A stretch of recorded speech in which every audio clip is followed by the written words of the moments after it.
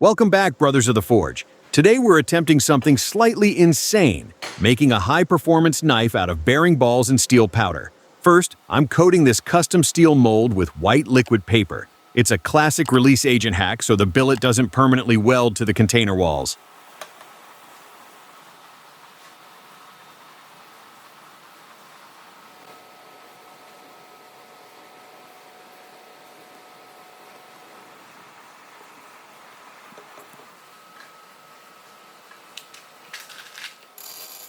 Now for the balls of steel, literally. These are high-carbon bearing balls, usually 52-100 alloy. I'm packing them into the mold cavity as tightly as possible. This technique is known as Canister Damascus. To fill the empty spaces, I'm pouring in fine steel powder. It's like playing a high-stakes version of Tetris where if you lose, your hard work just turns into a pile of scrap.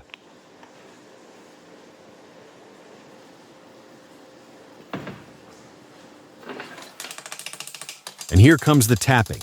We need that powder to settle into every single microscopic gap between the balls. Adding the final layer of powder and making sure it's completely level. I'm using my hands to press it down. Don't worry, the metal is cold, for now.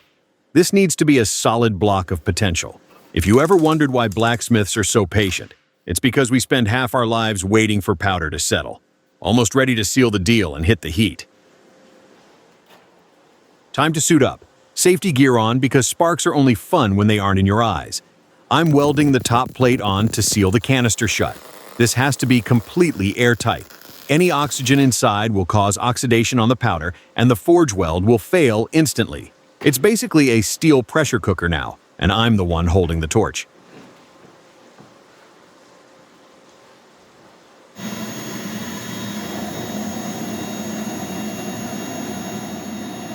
Into the belly of the beast. We're aiming for a bright yellow heat around 1250 to 1300 degrees Celsius. While that's soaking, make sure to hit that subscribe button. It keeps the forge running and my sanity intact mostly.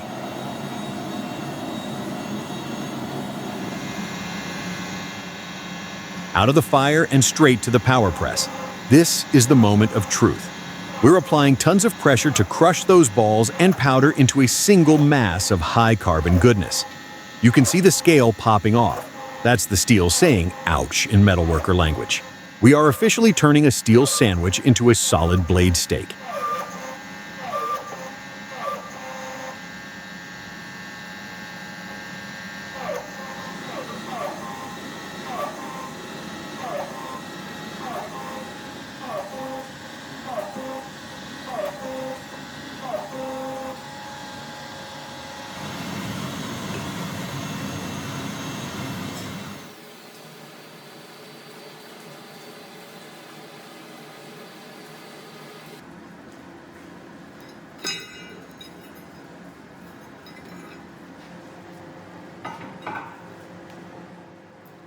After a quick cooling period, we reach the archaeology phase. I'm using the heavy-duty angle grinder to cut away the mild steel casing. It's a messy, loud job that creates enough sparks to signal an alien civilization. We have to peel back the skin to see if the internal weld actually worked. It's always a nervous moment for any blacksmith.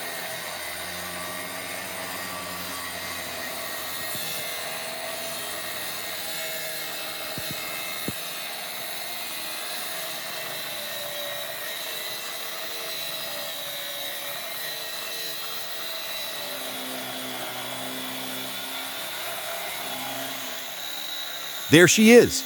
The internal steel is starting to show. You can see the contrast between the shiny casing and the darker high-carbon core. I'm being aggressive here because that outer shell is useless to us now.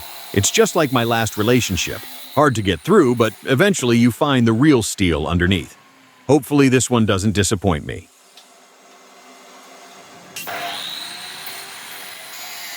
Switching to profiling the blade shape. I'm following the silhouette I designed in the mold. This is where the knife starts to get its personality. I'm cleaning up the edges and making sure the spine is straight. Every spark is a step closer to a finished tool. My workshop smells like burnt metal and victory, or maybe just burnt metal.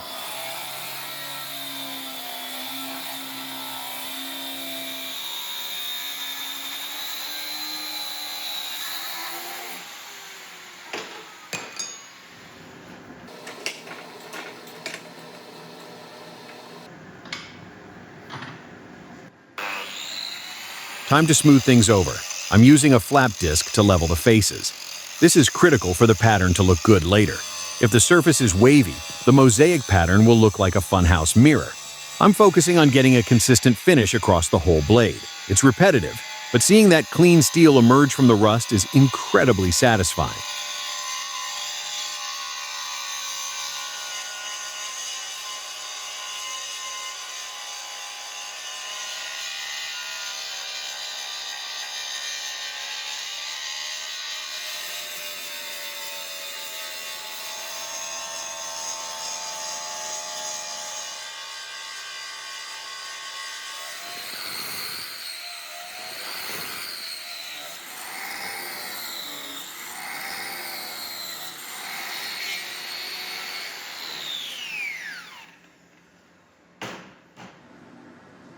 Now for the magic trick.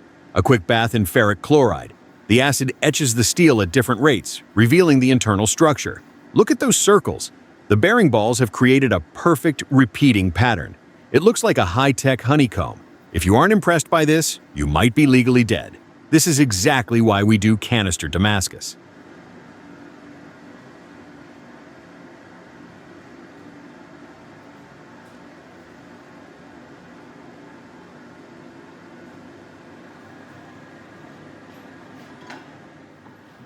The rough shaping is done, but she needs some soul. Back into the forge for some hand refinement. I want to draw out the bevels and set the final edge geometry with a hammer. It saves me an hour of grinding later and improves the grain structure. It's also an excuse to hit things, which happens to be my primary personality trait.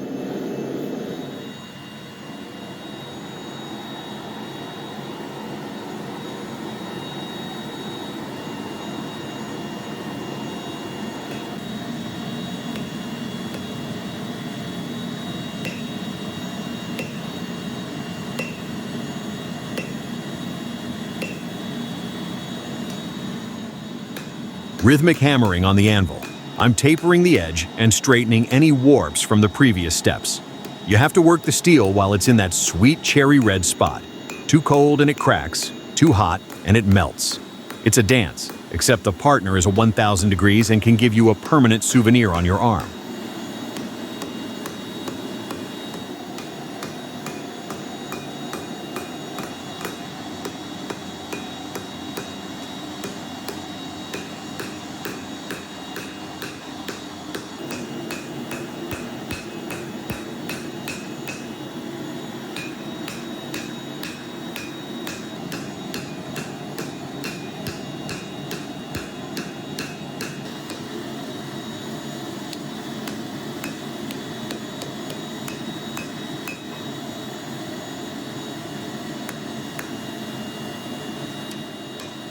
After all that hammering, we have what looks like a charred piece of scrap metal. But don't let the scale fool you. There's a masterpiece hiding under that crust. I'm giving it a final inspection before we move to the noisy part of the shop. This is the ugly duckling phase where only a mother or a blacksmith could love it.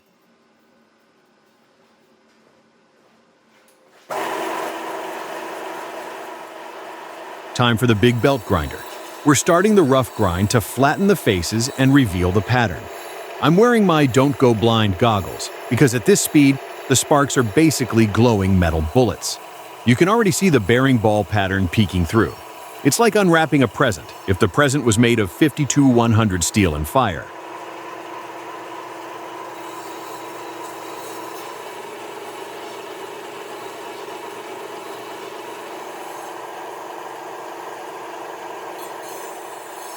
I have to keep the pressure consistent, or I'll grind a dip right into the middle of the blade. Blacksmithing is 10% hitting things and 90% staring at a belt grinder, hoping you don't ruin hours of work in 5 seconds. It's a very relaxing way to lose your fingerprints.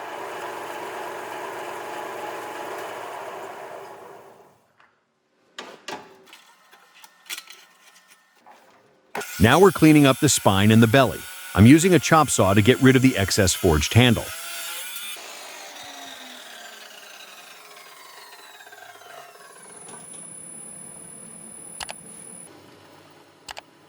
Back to the drill press. Since we're working with high-carbon steel, I'm using a cobalt bit and plenty of cutting fluid. Speed is low, torque is high. If you try to rush this, the steel will work harden and eat your drill bit for breakfast. We're drilling these holes to lighten the tang and ensure a rock-solid epoxy bond later.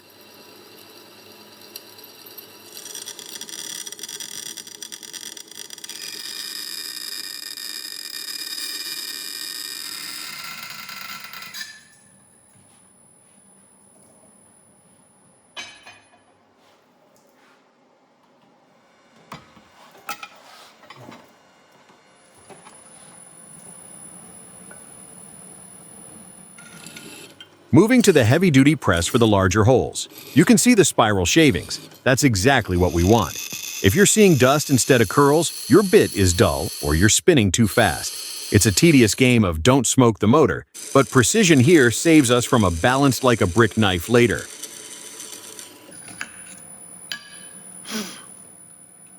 Finishing the Swiss cheese tang. I'm cleaning up the burrs so everything sits flush. It looks a bit experimental right now, but every hole serves a purpose. This skeletonized tang is the secret to a knife that feels like an extension of your arm rather than a heavy piece of hardware.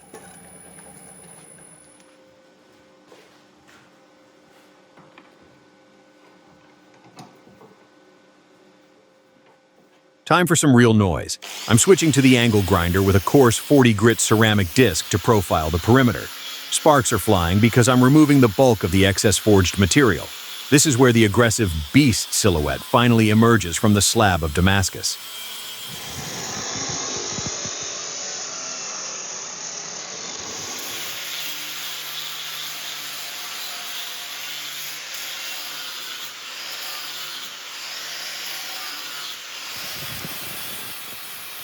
Using the edge of the grinding disc to reach into the finger choil and the tighter curves. It's high vibration work, and you need a steady hand. One slip here, and I'll grind a notch right into the blade's spine.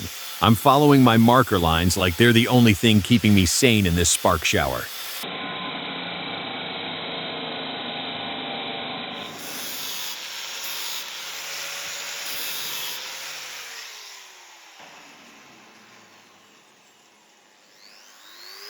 Now I'm refining the handle transition and the belly of the blade. I'm constantly checking for symmetry. It's starting to look like something you'd see in a high-end collection. I love the smell of ground steel in the morning. It smells like hard work and future regrets about my cleaning schedule.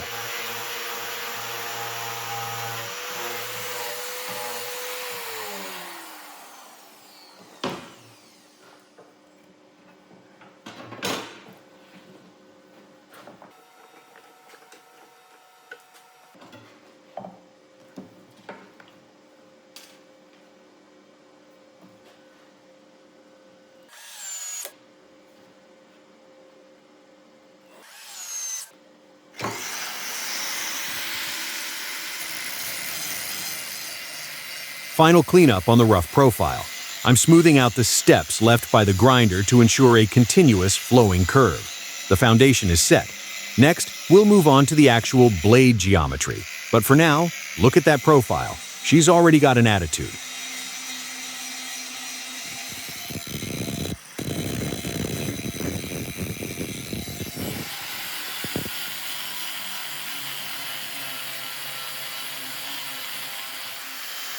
If you're still here, you're basically part of the build at this point.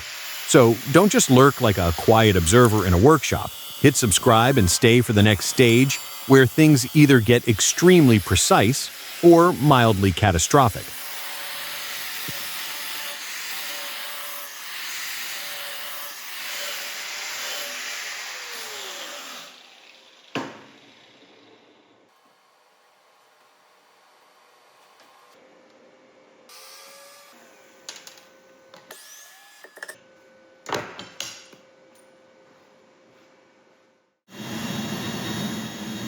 Here we go, the heart of the process. I'm heating the blade to its critical temperature, roughly 815 degrees Celsius. I'm looking for that specific shade of non-magnetic orange. If I go too hot, the grain structure gets huge and brittle.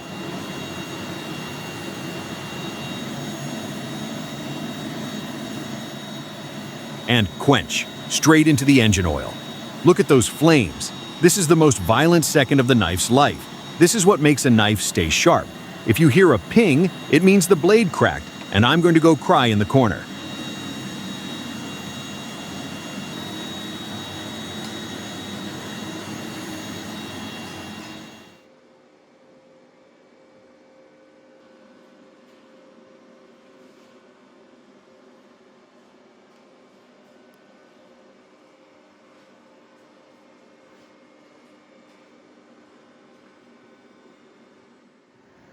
No ping today, boys.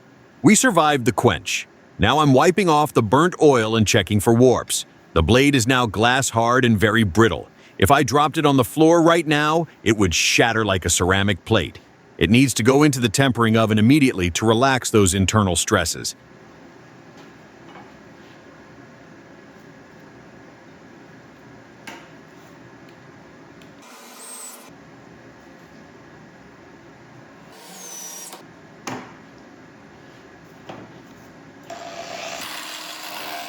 Now we begin the post-quench grinding. This is high-risk work because if I let the blade get too hot, I'll ruin the temper and the edge won't hold. I'm dipping the blade in water every few passes. If it's too hot for my fingers, it's too hot for the steel. It's a slow process of revealing the shiny soul of the metal.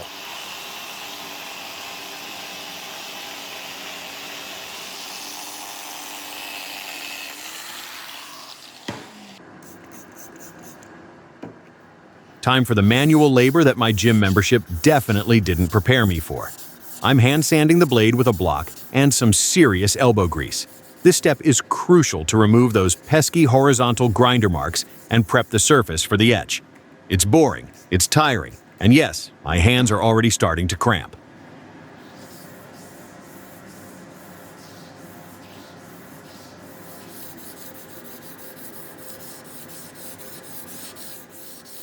You have to be incredibly consistent here. One stray deep scratch from a lower grit will show up like a neon sign once the acid hits it. It's basically a spa day for the steel, except the mud mask is just a mixture of metallic dust and my own sweat.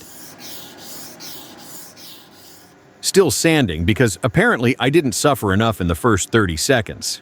I'm focusing on the tip and the belly of the blade to ensure a uniform finish. If you want that pro look, you can't cut corners here. It's a meditative process of repetitive motion that makes you question all your life choices leading up to this moment.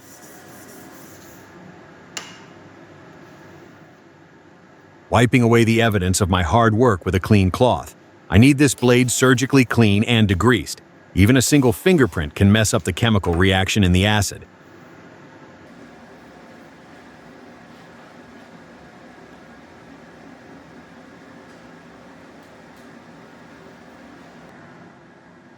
The moment of truth has arrived. Into the ferric chloride bath she goes. This is where the real magic, well, chemistry, happens. The acid eats into the different types of steel at different rates, creating the depth and contrast we're looking for. Just look at that. The pattern looks like a high-tech snakeskin or some sort of dragon scale. Now, let's go neutralize this and see the real detail. Now I'm lightly wet sanding the surface in a bowl of water to highlight those circles. I'm removing the dark oxides from the high spots while leaving them in the valleys. This gives the pattern that deep 3D look that makes people ask, how did you do that? It requires a delicate touch. Too much pressure and I'll sand the contrast right off.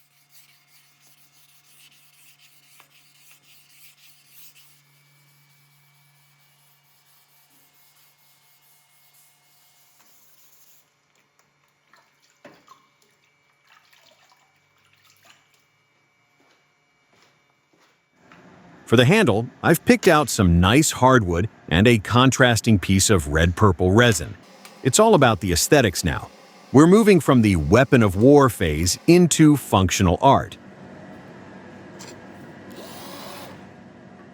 Back to the drill, my old friend. I'm using the blade tang as a template to drill the pinholes through the resin and wood. If these holes are even a hair off, the brass pins won't go through and I'll be back to my favorite hobby, swearing at inanimate objects. High speed, steady pressure, and no mistakes allowed.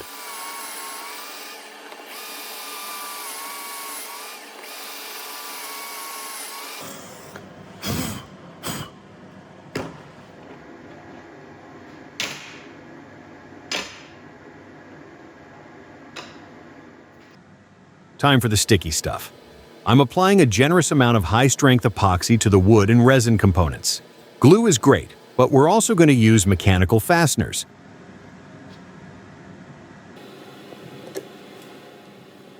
Now I'm inserting the brass pins. I'm tapping them in gently. We want a snug fit, not a cracked handle scale. These pins are what really hold the handle together when you're putting the knife through its paces in the kitchen or the woods.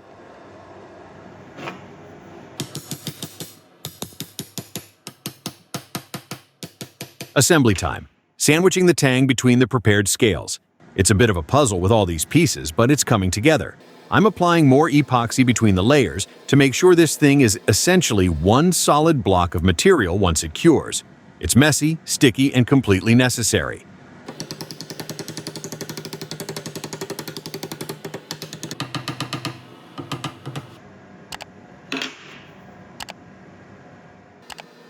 Time for the sticky stuff.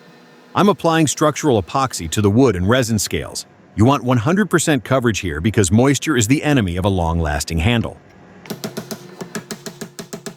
Driving the brass pins home. I've chamfered the edges so they slide through the tang without a fight.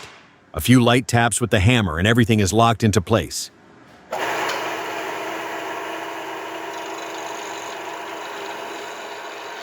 Now we're sculpting. I'm using the contact wheel to carve out the ergonomic curves and the palm swell. You have to keep the knife moving constantly. Stay in one spot for too long, and the belt will leave a permanent mistake.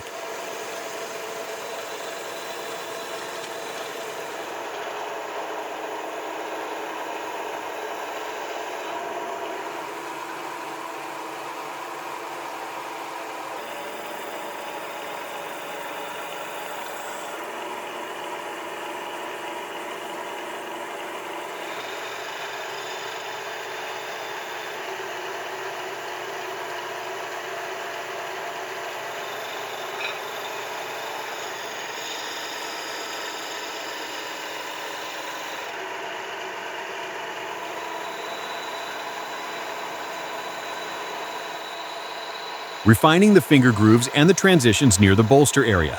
I'm aiming for that melt-in-your-hand feel. If it doesn't feel like an extension of your arm, it's just a sharpened piece of scrap metal.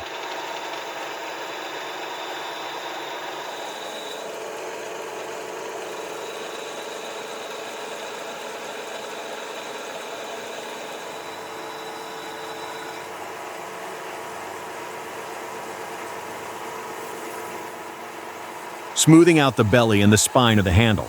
The brass pins are starting to shine through the dust, and the bond between the resin and wood looks seamless. It's finally starting to look like a premium tool.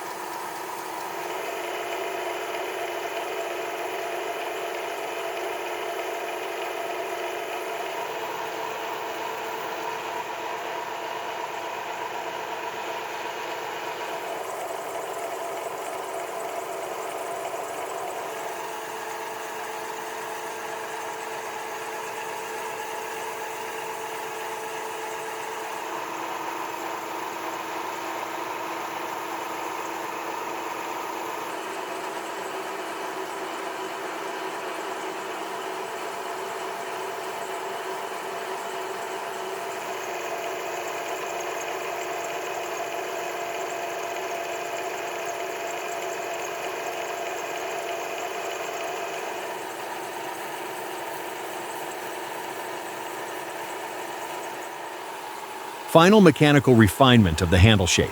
I'm rounding off the butt and checking the balance one last time. She's feeling lean, mean, and ready for the hand sanding marathon that my fingers are already dreading.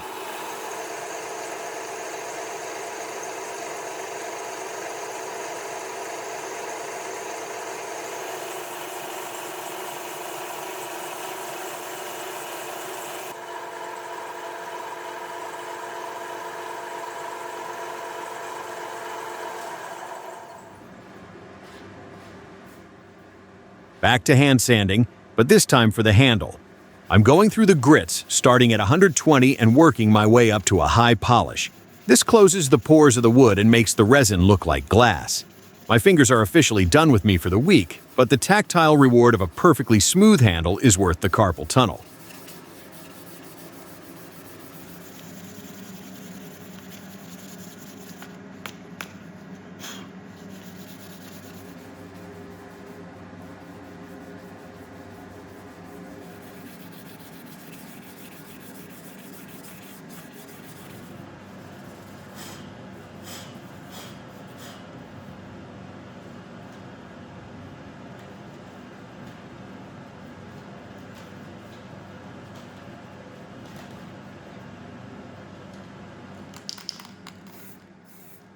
Now for the most satisfying part of the build, the finish. I'm applying a protective coating. Watch how that wood grain and resin color just explode. This doesn't just look good, it protects the handle from moisture and kitchen oils. It's like the knife is finally waking up.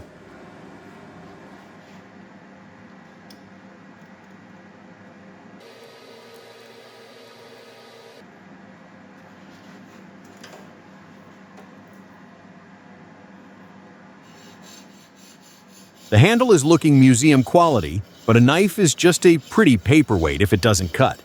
I'm setting up my precision sharpening jig. I like to start with a consistent angle, usually around 17 to 20 degrees for a beast like this. I'm starting with a coarse stone to establish the primary cutting edge and remove any remaining burrs from the grinding phase.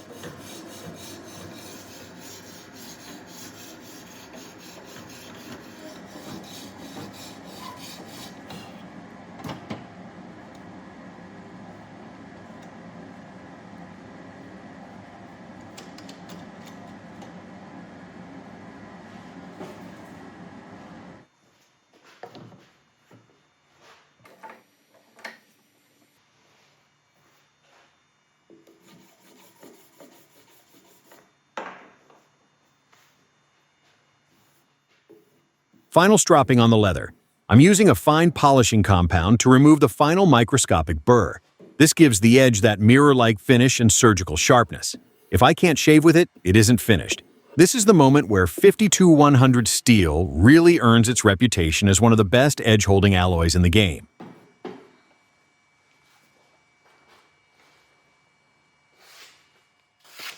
Paper test time. Slicing through a single sheet of paper like it's not even there.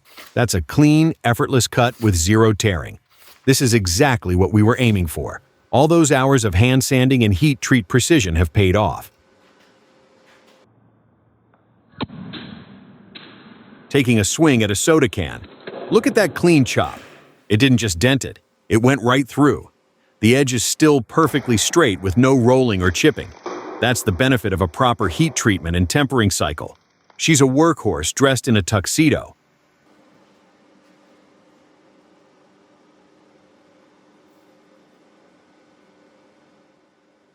Here she is in all her glory, the bearing ball beast. Look at the contrast in that pattern. The mosaic effect is incredible, and those 52-100 circles really stand out against the darker powder steel. From a pile of scrap bearings to this, not bad for a few days in the shop.